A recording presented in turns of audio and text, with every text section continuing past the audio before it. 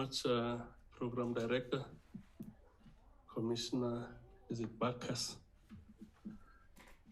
And let me take this opportunity to greet the Acting Chairperson of the PSC, Commissioner Professor Somadoda Fikeni, the Vice Principal of UNISA, Professor Meyiwa, CEO of the Ethics Institute, Professor D. Rousseau, and DG of the PSC, Dinky Dube, Head of the Directorate for Priority Crimes Investigation, Dr. Libia. I was just a bit uncertain whether should I say Dr. Libia or General Libia.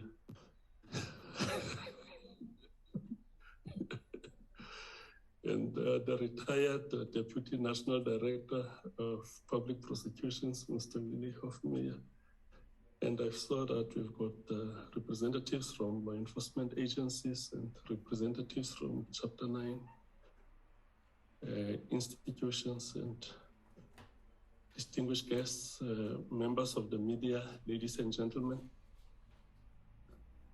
I appreciate the opportunity to provide the keynote address at the 2022 Public Sector Commission Seminar with the captivating theme, improving governance, systems, and processes in the public sector. Let me thank Professor Fikeni and the Public Service Commission for this surprise invite to address you at this seminar. It is a real surprise invite because I'm from the smallest province of the country. We are at the periphery of almost everything. So now you drag me to the center, from the periphery to the center, and that is a bit of a surprise invite. The important topic which I've been invited to address you on is implications for the public service based on the outcome of Commission of Inquiry into allegations of state capture, corruption, and fraud in the public sector. This is not an easy topic, taking into cognizance the sheer size and scale of public service in South Africa. It's multi-layered and multi-dimensional. The public sector in South Africa has recently been marked by a series of scandals, which is as a result of instances of clear lack of ethics. I'm certain all of you can remember the commissions, Nugent and Mokoro Commission, including the Zondo Commission, have revealed that public administration in South Africa is faced with an increasing challenge of rampant corruption. Lack of ethics and corruption manifest among public office bearers and public servants. This scourge impedes the government department's capacity to render public services effectively and efficiently. It goes without saying that corruption robs the poor the most. We came to accept it that for every human being that dies, there are beneficiaries. Similarly, with the death of apartheid dispensation, the new democratic dispensation inherited a whole host of things. I just want to mention two, which I think are relevant for this conversation. First, we inherited an apartheid state, which was fundamentally flawed and corrupt, whose primary existence was to cater for the white minority interest by oppressing the black majority. Secondly, what the democratic dispensation inherited is a nation and a people yearning for change. This change was beautifully captured in the Reconstruction and Development Program as better life for all. To achieve this dream of a better life for all required social re-engineering that involved the transformation of the state, as what was inherited was completely ill-equipped to midwife the vision of a better life for all. What I'm actually saying here is that the apartheid state that we inherited was completely ill-equipped to midwife and give birth to the vision and the dream of a better life for all. The political tagline of a better life for all generated untold expectations, particularly from the Black population who are at the receiving end of socioeconomic disparities in the country. They trusted the state as their only hope to deliver the dream of a better life for all. This was a fair expectation because without an active involvement of the democratic state, better life for all will be a stillborn. The state transformation project started in 1994. In the early 2000s, we started speaking of constructing a capable and ethical developmental state. At the heart of the transformation of the state is the transformation of the public service, which is expected to be capable and ethical. These two attributes, capability and ethical disposition, are essential to instill the much needed trust and confidence in the public service. The public service is created by laws, but fundamentally derives its legitimacy from public trust. Public trust is a belief from citizens that the powers that reside in the public service will be exercised fairly and equitably, and that their resources will be managed capably and ethically. Right throughout the world, there is a general decline in public trust.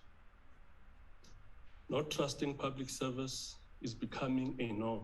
On average, only 51% of citizens across Organization for Economic Cooperation and Development, what we normally call as OECD countries, most developed countries, trust their public service, which means with your developed countries, it's about 51% of the citizens that trust their public service.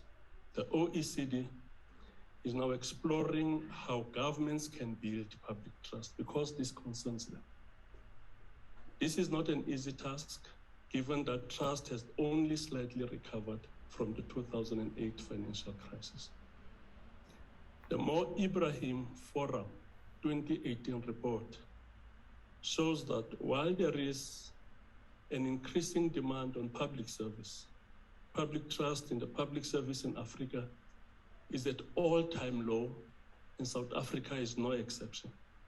The Corruption Perception Index, CPI, report of 2021 indicates that corruption remains constant across the globe without any significant efforts undertaken to end it, or at least to bring it under control. The CPI ranks 180 countries and territories across the world on the perceived level of public sector corruption on a scale of 0 to 100, where 0 represents highly corrupt and 100 means very clean. The ranking is based on the position of a country relative to other countries in the index.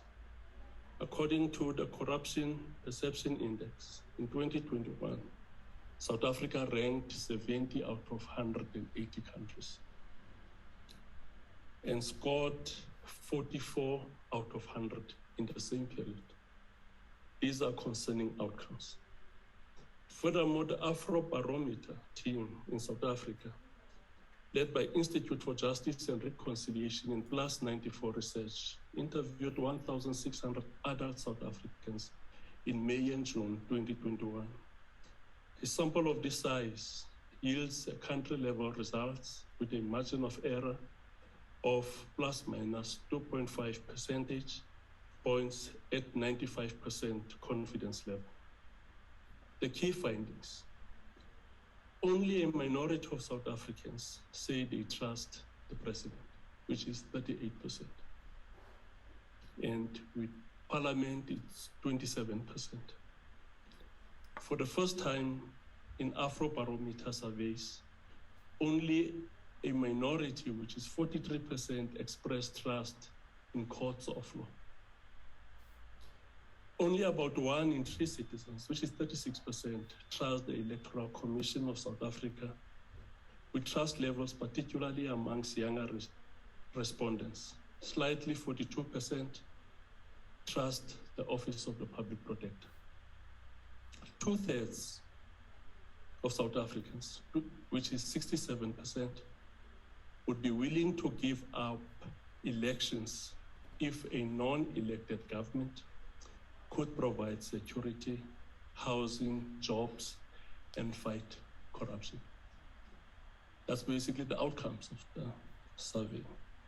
That 2/3 of South Africans say, I don't care whether I will have a right to vote or not, as long as I can get a government, non-elected, who will provide me with security, housing, jobs, and fight corruption. And these are things which are normally used by these hot-headed army generals to overthrow the state. They look at the levels of discontentment and ride on that level of discontentment, overthrow the state. Then you'll see when they get into the capital city, how they get received. It's like when Jesus was getting into Jerusalem, people taking off their clothes and putting palm tree leaves and all of that, because there is a high level of discontentment, which leads to high levels of unrest. What these survey outcomes reflect is that trust in nearly all institutions is low and declining.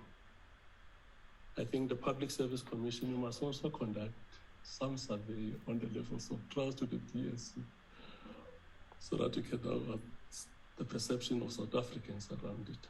In South Africa, it has been exacerbated by the glaring incapacity of the public service to meet the delivery needs of the citizens in an environment punctuated by scary corruption records. So what is happening in our country is that there is a fast decline in public trust in an environment of poor service delivery. And that environment of poor service delivery is every day punctuated by corruption records. The final staggered reports of the State Capture Commission were presented in this environment of discontentment with public service. This discontentment comes with high levels of mistrust between the citizens and the public service. I wanted to tell a story. You must not edit in my 30 minutes. In 2016, we had this exchange program with the Chinese government. As soon as we landed, the delegation led by former Minister Jeff Radebe, we were whisked quickly to the headquarters of the Chinese Communist Party. They put a directorate there. It's called Discipline Inspectorate. So as soon as we arrived there, they got us into a boardroom and they said to us, listen here guys, there's kind of negative news which are making the rounds over the past 4 hours. Then all of us, we were shocked. This is not part and parcel of your itinerary. It's not in your program that we should be here now. Then they said, we want to brief you. They mentioned the governor of one of the provinces there will be executed tomorrow. Then we asked, what? Execution? They said, yes, he will be executed tomorrow. He went to court within a period of 12 days. The case was concluded. He was charged for corruption. Within 12 days, it was concluded and spent about a few days in imprisonment, and he will be executed. So that's dominating the news globally. That's what he told us. So all of us, we got shocked. Hey, but these guys are rough. These guys are very rough. But this guy who's the head, who's the member of the Central Committee of the Communist Party, says to us, listen, we don't have liberal democracy here in China. In a liberal democracy, you derive your legitimacy from the fact that people will vote for you. People choose you to lead them. So you see, in China, it's a completely different ballgame. Our currency, as the Chinese Communist Party, to continue to lead the people of China, is our legitimacy, which we derive from public trust. And he says to us, just imagine, he says, just imagine if 1.3 billion Chinese lose confidence in the Chinese Communist Party, how are we going to control that uprising? There is no way we'll be able to control such an uprising. So we derive our legitimacy from the public trust. And we spent almost a month there with, last week, he took us to different provinces there in China. Guangdong and Hubei and all of that, and even to the western rural poor provinces. So the first question which we normally ask is, but how do you guys feel that you don't have a right to vote here? And they tell us, no. What does it help to have a right to vote if you can't feed your child? What does that mean? So you guys in the West, you vote, you do all of these things, you can't feed your children, you don't even have houses to stay. So I'm just raising this to demonstrate the fact that the importance of public trust in the public service.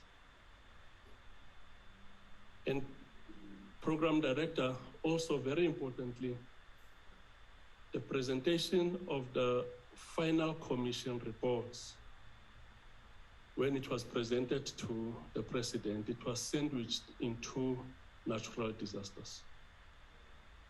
I think the final report was presented almost a month and a half back and sandwiched into natural disasters. The first is the COVID-19 pandemic that brought the economy to its knees and compounded the efforts to address the triple fault lines in the socio-economic landscape of the country. And the second natural disaster is the recent floods in KZN and certain parts of the Eastern Cape. During a disaster, public service is expected to play a pivotal role to mitigate its impact, and it is also expected that there will be an increase in public trust. However, the plunder of public resources, which are meant to save lives during COVID-19, accentuated a sense of deep mistrust by citizens in the public service. The recent government intervention in both KZN and the Eastern Cape to mitigate the impact of the floods is met with a deep sense of cynicism by the majority of South Africans, that this intervention creates another front for looting of public resources. So the cumulative impact of the events that took place in the country, including the state capture report, resulted in a worsening deficit in the public trust in South Africa's key democratic institutions, which includes the public service. The Daily Maverick, a South African news publication, estimated that state capture cost the country roughly 1.5 trillion. The confirmed costs of the almost 3-year probe stood at almost 1 billion.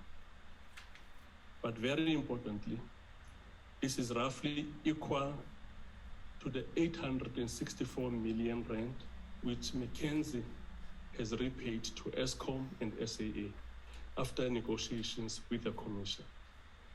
So even before the Commission finished its work, the cost of establishing and running the Commission were recouped from criminal deals which benefited McKinsey. The nature of the state capture was concentrated in the state-owned enterprises. which are meant to be drivers of economic growth. These state-owned enterprises, I want to mention them, where state capture had a foothold with SAA, DINEL, Transnet, Eskom, SABC, and PRASA. Because of the deleterious impact of state capture on these SOEs, they are now limping and are fiscal guzzlers, depending on the overstretched fiscus for their continued existence.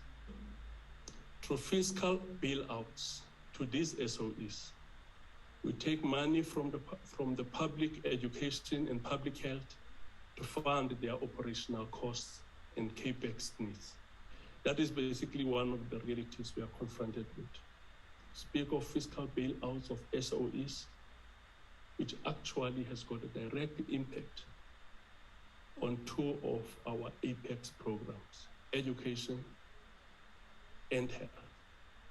As a province, when SAA had to get a bailout of 10 billion rand, the province also contributed. From our baseline, about 256 million rand was taken by the national government. So it's got a direct impact on how we improve the quality of lives of our people. One of the critical objectives for the existence of SOEs is for them to be catalysts and drivers for economic growth, and through an extensive rollout of strategic infrastructure. For instance, we expect our SOEs to embark on a program of extensive rollout of communication infrastructure, energy infrastructure, and transport infrastructure to the poor and rural masses. There are many factors that lead to sluggish economic growth in the country, and amongst them is the weakened capacity of our SOEs. Because SOEs are supposed to be the engines for economic growth. They are supposed to be the catalyst for economic growth. And that is the approach by most of your Southeast Asian countries, where they've got SOEs, which are the engines of growth. I had a visit to Singapore when they gave us the contributors to their national budget. I did not know that SOEs are contributing 40% to the national budget of the country. Yes, 40%. The personal income tax, because it's a small country with a population of about 6 million, is less than 15%. Corporate tax is about 27%. SOEs, state-owned, contribute 40%. Directly responsible for the improvement of healthcare services. You go there, you take a public hospital there and you compare it with the private hospital, and you are asked, choose which one, you go to the public hospital. And that is because of the direct involvement of the SOEs and the progressive role which they are playing in improving the quality of lives. So in South Africa, we've got a completely different case, where SOEs are fiscal guzzlers. Money that is supposed to build schools, that is supposed to build hospitals, that is supposed to ensure that we appoint nurses and doctors and proper teachers, goes to SOEs. Program Director, the Reconstruction and Development Program advocates for a people-centered development. And Vision 2030 speaks of citizen-based development trajectory. The scale of corruption exposed by the Commission generated a great deal of mistrust in the public service, and this leads to alienation of citizens who are expected to be active participants. This alienation in turn results in disengagement by citizens from the legal platforms of citizen participation, which in turn results in disempowerment. I think the acting chair raised the issue of Dudula because there is such a great deal of disempowerment. People are starting to establish their own platforms of how to engage. And then they come with a Dudula and say, we don't want foreigners around. We are taking our jobs. There's a whole lot of similar forms of mobilization that is taking place in the country, which actually leads to unrest and instability in the country. So under such circumstances, The effectiveness of public service is directly impacted, and this could result in high levels of attrition from the most skilled public servants.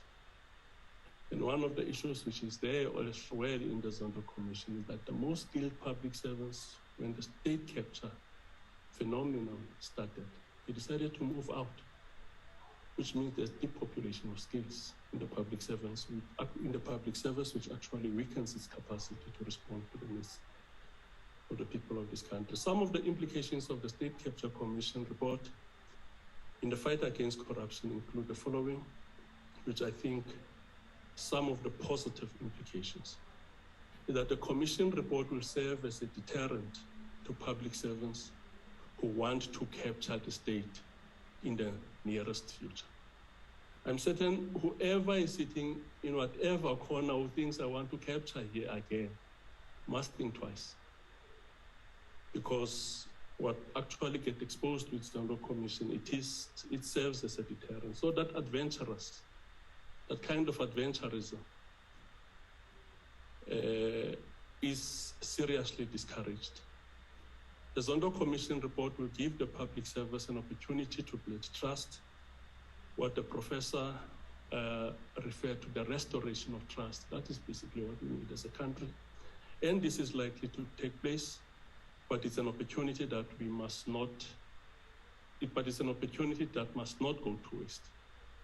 As well as the Zondo Commission report is expected to send strong signal to senior officials who have tendencies of corrupt practices. All South Africans have been urged by the Commission report and President Ramaphosa to report any acts of mismanagement or corrupt practices to authorities and private whistleblowers. As part of our effort program director to deal with the abuses and malfeasance perpetuated in our country due to unethical behavior, the Department of Public Service and Administration has launched the Public Administration Ethics, Integrity and Disciplinary Technical Assistant Unit. This initiative must be lauded and it must be appreciated. This unit will focus on curbing fraud and corruption among public servants by implementing norms and standards on ethics, integrity, and disciplined management in the civil service. It will also strengthen the measures for the protection of whistleblowers in the public service and will contribute to building a culture of ethical leadership whilst helping to professionalize the public service. Public servants are crucial in ensuring that the government undertakes measures to ensure sound governance and administration. We need activist public servants with courage and grit to be change agents as the state renews, rebuilds, and repositions the institutions as the pinnacle of anti-corruption. As public servants and representatives, we all need to play a key role in combating systemic corruption in the public service. Thank you very much, Program Director, for this opportunity.